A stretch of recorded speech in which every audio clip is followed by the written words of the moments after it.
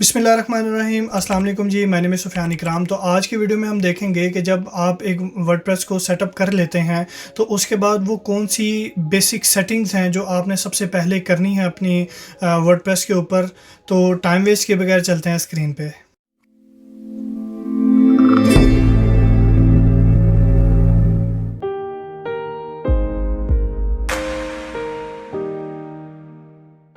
इस video series में मैं आपके लिए वर्डप्रेस से रिलेटेड और बहुत सारे ट्यूटोरियल्स लेके आने वाला हूं। तो याद रखिएगा, चैनल को सब्सक्राइब कर लें, बेल आइकन को प्रेस कर लें और वीडियो को लाइक एंड शेयर करना ना भूलिएगा। तो हम आ चुके हैं अपनी स्क्रीन के ऊपर और मैंने अपना क्रोम ओपन कर लिया है। यहाँ पे यूआरएल बार के अंदर हम अपनी वेबसाइट को ओपन करते हैं और वेबसाइट को ओपन करने के बाद इसी यूआरएल के आगे हमने wp-admin लिख के लॉगिन कर लेना है। और यहाँ पे आने के बाद अब जो पहला स्टेप आपने करना है वो आपने जाना है सेटिंग्स के अंदर और जनरल सेटिंग्स में आ जाना है। यहाँ पर आने के बाद आपने अपनी वेबसाइट का टाइटल सेटअप करना है, जो आपका सबसे पहला काम है। मैंने यहाँ पे अपना टाइटल सेटअप किया हुआ है सुफ़ियान इकराम पोर्टफोलियो के नाम से। उसके बाद आपने अपनी जो भी वेबसाइट बना रहे हैं उसकी जो टैगलाइन है वो यहाँ पे आपने लिखनी है। नॉर्मली क्या होता है कि जो टैगलाइन होती है वो आपकी वेबसाइट से रिलेटेड कुछ वर्ड्स होते हैं, तो वो आप यहाँ पे लिख लेते हैं। जैसे मैंने यहाँ पे एक टैगलाइन लिखी हुई है, लो एम इज़ अ क्राइम। अब इससे आगे चलें तो आपके पास वर्डप्रेस एड्रेस वो यहाँ पे लिखा होता है और साइट एड्रेस वो यहाँ पे लिखा होता है। ये बेसिकली रूट डायरेक्टरीज होती हैं, रूट डायरेक्टरीज के अंदर जहाँ पे आपका वर्डप्रेस इंस्टॉल हुआ होता है। अब नॉर्मली यहाँ पे वो एड्रेस लिखते हैं, उस जगह का एड्रेस लिखते हैं जहाँ पे हमारी वर्डप्रेस की फाइल्स इंस्टॉल हैं। तो अब इनिशियली जब आप वर्डप्रेस को इंस्टॉल करते हैं तो वो रूट डायरेक्टरी में पड़ा होता है, इसलिए आप इसको ऐसे ही रहने दें तो बेहतर है। अगर आप चेंज करना चाहते हैं या बहुत ज़्यादा डिमांड है चेंज करने की तो आप इसको चेंज कर भी सकते हैं। सिंपली आप रूट डायरेक्टरी के अंदर जिस फोल्डर के अंदर एड्रेस पड़ा है उस फोल्डर का यहाँ पे स्लैश के बाद नाम लिख सकते हैं। यहाँ पर उस जो भी फोल्डर का नाम होगा वो आप यहाँ पे लिख सकते हैं। नॉर्मली वैसे इसको छेड़ा नहीं जाता, बहुत कम छेड़ा जाता है। इससे आगे चलें तो आप एडमिनिस्ट्रेटर ईमेल वो आपके पास यहाँ पे ऐड कर देते हैं। मैंने अपनी ईमेल यहाँ पे डाली हुई है। इससे आगे चलें तो आपने ये डिफ़ाइन करना होता है कि भी आपकी वेबसाइट मेंबरशिप वाली वेबसाइट है कि नहीं। मेंबरशिप से मुराद ये कि आपने लोगों को अपनी वेबसाइट के ऊपर रजिस्टर करना है, लॉगिन बनाने हैं, उनके अकाउंट्स बनाने हैं या नहीं बनाने। तो अभी जो कि हम पोर्टफोलियो वेबसाइट बना रहे हैं तो यहाँ पे मुझे किसी भी किस्म का किसी यूज़र को रजिस्टर करने की ज़रूरत नहीं है। तो अगर आपने रजिस्टर करना है यूज़र को तो फिर आप यहाँ से उसके ऑप्शन भी सिलेक्ट कर सकते हैं कि भी आपने उसको कितनी एक्सेस देनी है। ये जो ऑप्शंस मौजूद हैं ये यूज़र की वो हम यूज़र सेक्शन के अंदर बड़ी डिटेल में देख रहे होंगे। आगे चलें तो हम अपनी वेबसाइट की लैंग्वेज को सेटअप करते हैं यहाँ पे।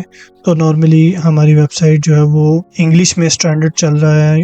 यूनाइटेड स्टेट की इंग्लिश कर सकते हैं, यूके की इंग्लिश कर सकते हैं। तो ये आपकी मर्ज़ी है, आपने जो सी भी लैंग्वेज सेटअप करनी है वो यहाँ से सिलेक्ट कर सकते हैं। उसके बाद आपने अपना टाइम जोन सिलेक्ट करना है। यहाँ पे आपके सारे टाइम जोन मौजूद हैं।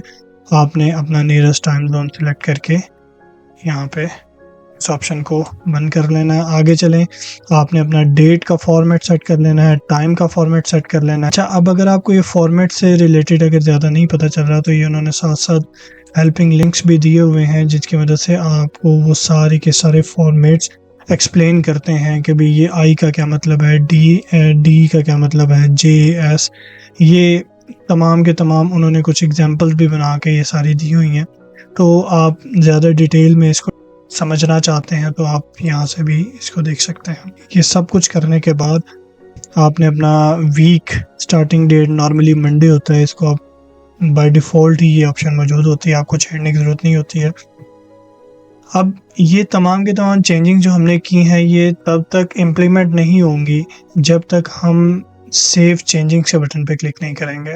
तो जैसे ही मैंने सेव चेंजिंग के बटन पे क्लिक किया हमारी वेबसाइट का जो टाइटल है वो ये सेट हो जाएगा। तो आप देख सकते हैं नॉर्मली टाइटल यहाँ पे डिस्प्ले हो रहा होता है। यहाँ पे आ रहा है जनरल सेटिंग सुफियान इकराम पोर्टफोलियो, ठीक है। और यहाँ पे भी आप देख सकते हैं मेरी सुफियान इकराम पोर्टफोलियो यानी उसका टाइटल यहाँ पे सेटअप हो चुका है। अब सेकंड स्टेप जो आपने यहाँ पे परफॉर्म करना है वो ये है कि आपने यहाँ पर परमालिंक्स को सेटअप करना है। परमालिंक्स को सेटअप क्या है, आपने ऐसा सेटअप करना होता है कि जो आपके सर्च इंजन के अकॉर्डिंग मीनिंगफुल हो। यानी आपके परमालिंक्स क्या होते हैं, बेसिकली परमालिंक्स यूआरएल्स होते हैं।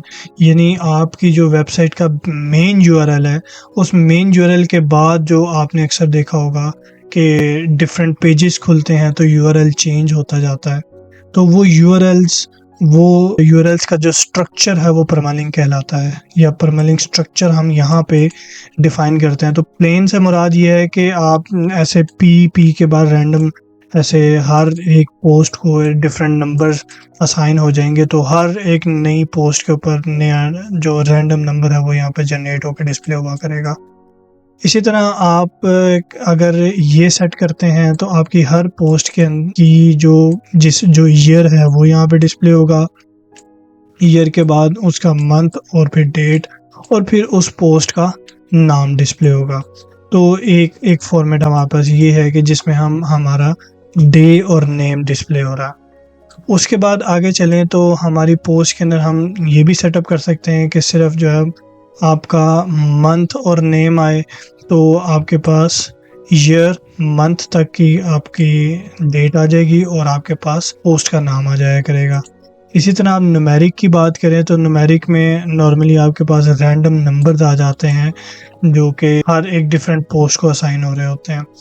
इसी तरह पोस्ट नेम आ जाता है कि भी आप अपने यूआरएल के बाद जो भी आपका पोस्ट का नाम होगा या टाइटल होगा उससे एक यूआरएल बन जाएगा। तो सर्च इंजन को सबसे ज़्यादा समझ में आने वाले जो परमालिंक्स होते हैं, परमालिंक स्ट्रक्चर होता है, वो होता है पोस्ट नेम का स्ट्रक्चर, ठीक है। क्योंकि यहाँ पे भी ये जो नंबरिंग यूज़ हो रही है, यहाँ पे भी ये जो डेट्स की नंबरिंग यूज़ हो रही है, यहाँ पे भी ये जो डेट की नंबरिंग यूज़ हो रही है और यहाँ पे भी ये जो रैंडम नंबर्स आ रहे हैं, ये नंबर्स जो हैं वो हमारे सर्च इंजन के लिए कोई ज़्यादा इन्फॉर्मेशन प्रोवाइड नहीं करते हैं। जबकि हमारा ये जो हमारी पोस्ट का नाम होता है वो एक्चुअली हमारे सर्च इंजन को बहुत ज़्यादा इन्फॉर्मेशन प्रोवाइड कर रहा होता है। तो अगर आप चाहते हैं कि भी आपको अपना स्ट्रक्चर बनाना चाहते हैं, कस्टम स्ट्रक्चर, तो आप यहाँ से उस कस्टम स्ट्रक्चर को भी सिलेक्ट कर सकते हैं और बना सकते हैं। जैसे फॉर एग्जांपल पोस्ट नेम के बाद आप चाहते हैं कि भी आपका पोस्ट आईडी डिस्प्ले हो, तो इस तरीके से अब हमारा जो स्ट्रक्चर है वो पोस्ट नेम और /पोस्ट आईडी डिस्प्ले हुआ करेगा। अभी फॉर द टाइम बिंग मैं पोस्ट नेम को सिलेक्ट कर लेता हूँ, जो कि बहुत ज़्यादा केसेस के अंदर बहुत अच्छी ऑप्शन है। अब यहाँ पे आपके पास दो मज़ीद ऑप्शंस आ जाती हैं, वो है जी कैटेगरी बेस और टैग बेस। अब यहाँ पे क्या होता है कि भी आप अपनी एक बेस कैटेगरी सेटअप कर सकते हैं। अभी इसने एग्जांपल दी हुई है, यहीं से समझ लेते हैं कि आपने अपने यूआरएल के अंदर एक बेस कैटेगरी सेटअप करनी है टॉपिक्स की, ठीक है। तो मैं वो बेस कैटेगरी टॉपिक्स यहाँ पर लिख दूँगा, तो मेरे आगे जितनी भी कैटेगरीज ओपन होंगी उन कैटेगरीज से पहले टॉपिक्स डिस्प्ले हो रहा होगा, या यहाँ पे जो भी मैं वर्ड लिखूँगा वो यहाँ पे हर कैटेगरी से पहले वो डिस्प्ले हो रहा होगा। या फिर अगर मैं टैग बेस्ड यहाँ पे सेटअप करता हूँ तो जो भी टैग मैं ओपन करूँगा उस टैग से पहले यहाँ पे टॉपिक लिखा होगा। खैर बहरहाल ये ऑप्शनल चीज़ें हैं, नॉर्मली ये बहुत कम सर्कमस्टांसेस ऐसे आते हैं जहाँ पे आपको इनको यूज़ करना पड़ता है। तो ये सब सेटअप करने के बाद अगेन सेव चेंजिंग्स का बटन लाजमी प्रेस करना है। अब ये सेटअप करने के बाद जो थर्ड मोस्ट इम्पॉर्टेंट चीज़ है वो है आपने यहाँ पे ये रीडिंग सेक्शन पे आना है। तो रीडिंग सेक्शन के ऊपर आपके पास कुछ इन्फॉर्मेशन मौजूद है। तो सबसे पहले ये कि आपका जो ब्लॉग पेज होगा उसके ऊपर आपकी मैक्सिमम इतनी पोस्ट जो हैं वो डिस्प्ले हो रही होंगी। हमने ये नंबर 10 रखा हुआ है, आप इसको बढ़ा भी सकते हैं, कम भी कर सकते हैं। अब मुझे इससे कोई मैटर नहीं करता क्योंकि मैं ब्लॉगिंग साइट बना ही नहीं रहा, मैं तो पोर्टफोलियो साइट बना रहा हूँ। उसके बाद ये हमारे पास दूसरी ऑप्शन है syndication feed show most recent, यानी आपकी अगर फीड को कोई सब्सक्राइब करता है तो उसको कितनी आइटम्स जो हैं वो आपने डिस्प्ले करवानी है। अगेन हमारे पोर्टफोलियो की साइड से इसका कोई ताल्लुक़ नहीं है।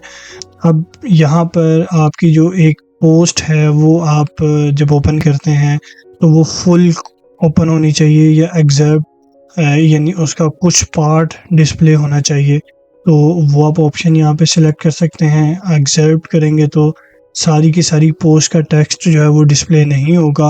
अगर आप फुल टेक्स्ट करेंगे फिर उस पोस्ट का फुल टेक्स्ट जो है वो डिस्प्ले होगा। इससे आगे ये बहुत इंपॉर्टेंट पॉइंट है जो आपने यहाँ पे सेटअप करना है। इस पॉइंट के ऊपर अभी चूँकि आपने अपनी वेबसाइट को सर्च इंजन के लिए सर्च इंजन में इंडेक्स नहीं करवाना है, क्योंकि अभी आपकी वेबसाइट जो है वो डेवलपमेंट फेज़ में है, कंस्ट्रक्शन फेज़ में है, तो आप इसको डिस्करेज कर दें। तो इससे होगा क्या कि जब भी कोई किसी भी सर्च इंजन का जो क्रॉलर है वो आपकी वेबसाइट के ऊपर आएगा और आपकी वेबसाइट के पेजेस को चेक करने की कोशिश करेगा, तो ये जो डिस्करेज होगी अगर, तो हमारा वर्डप्रेस उसको स्क्रॉल करने ही नहीं देगा। अब क्यों नहीं करने देना, ये एक बहुत बड़ा क्वेश्चन है, क्योंकि एसईओ पॉइंट ऑफ व्यू से हमने अपनी वेबसाइट के सिर्फ वही पेजेस सर्च इंजन को दिखाने होते हैं जो वेल स्ट्रक्चर्ड पेजेस होते हैं।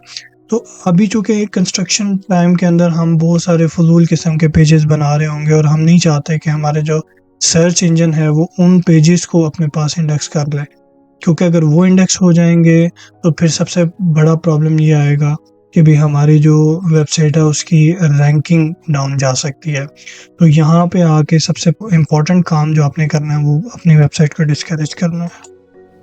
तो करने के बाद सेव का बटन लाजमी प्रेस कीजिएगा। इस वीडियो के लिए आखिरी और इम्पोर्टेंट चीज़ वो ये है कि आपने यहाँ पे मीडिया सेटिंग्स करनी है। मीडिया सेटिंग्स में आए तो आप देख सकते हैं कि भी आपके पास 3 साइज़ेस के ऑप्शन मौजूद है। तो आपको पता होना चाहिए कि वर्डप्रेस के अंदर आप डिफरेंट जगहों पे इन साइज़ेस का इस्तेमाल कर रहे होते हैं। तो आपका एक थंबनेल साइज़, ये बेसिकली साइज़ जो है वो इमेजेस के साइज़ है। मीडिया लाइब्रेरी है ना, तो हर एक इमेज का को आप इन 3 साइज़ेस में जो है वो स्टोर कर सकते हैं या सेव कर सकते हैं। सबसे पहला थंबनेल साइज़। तो थंबनेल साइज़ 150 बाय 150 पिक्सेल्स का होता है। मीडियम साइज़ होता है वो 300 बाय 300 और लार्ज साइज़ होता है, उसकी विड्थ और हाइट होती है 1024 इंटू 1024। अब आपने अपनी वेबसाइट और थीम के अकॉर्डिंग आप अपने थंबनेल साइज़ को एडिट करना चाहते हैं तो वो आप यहाँ से करने के बाद सेव कर देते हैं। और बेसिक सेटिंग्स में जो सबसे लास्ट काम आपने करना है वो ये है कि यहाँ पे आपके पास जो डमी डाटा पड़ा हुआ है, जैसे ये तमाम ऑल पोस्ट को ओपन करते हैं तो हमारे पास यहाँ पे ड्राफ्ट में एक हेलो वर्ल्ड की फाइल पड़ी हुई है। नॉर्मली ये पोस्टेड फॉर्म में होती है, तो आपने इसको डिलीट करना है। तो ये आप देख सकते हैं बिन, यहाँ पे ट्रैश लिखा होगा, तो यहाँ से आप इसको ट्रैश कर देंगे, बिन करेंगे तो आप देखेंगे कि भी जो आपका बाय डिफ़ॉल्ट उस स्पेसिफिक पोस्ट के ऊपर कमेंट था वो भी डिलीट हो चुका है।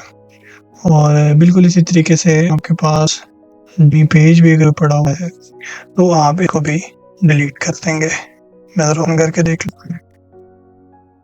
अगर आप इस पेज को यूज़ करना चाहते हैं आप टू, लेकिन नॉर्मली आप इसको डिलीट करके अपना प्राइवेसी पेज अपने थीम के अकॉर्डिंग अच्छा सा डिज़ाइन कर सकते हैं।